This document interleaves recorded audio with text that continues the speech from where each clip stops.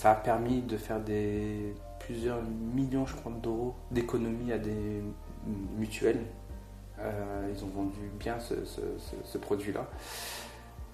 D'ailleurs, c'est un produit qui a été présenté par la PDG IBM à la Silicon Valley. Ça pèse. Et t'avais quoi toi comme tâche dessus? J'étais tech lead dessus. Ok. Et c'est moi qui ai mis en place un petit peu l'architecture pour la partie. Donc il y avait plusieurs briques dans ce projet-là. Et moi j'avais le rôle plus sur la partie data Ing, si on peut dire, enfin BI de manière générale, mais data Ing et data analyst, parce que je faisais les deux. Et après il y avait une partie également plus, on peut dire maintenant, on appelle ça data scientist, mais voilà, ça c'était pas moi qui m'en occupais. Et donc moi je ce rôle-là, donc j'avais en gros récupéré pas mal de données des opticiens et des dentaires. On a commencé par les données opticiens.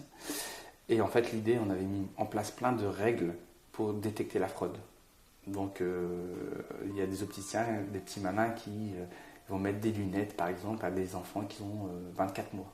Ouais. Bim, on détectait avec le tiers payant, il y avait des mécanismes synchrones, asynchrones, etc. Donc on a fait et ça on a fait avec des outils classiques. Donc c'était full IBM, donc on a utilisé des outils d'IBM comme DataSlash, un ETL, Cognos pour la partie reporting, et ODM, ça c'est pour la partie moteur de règles, donc ça c'est plus la partie, on va dire, data mining, data scientist, bref, pour la partie stat, pour qu'ils ont mis en place également des KPI, des règles dessus.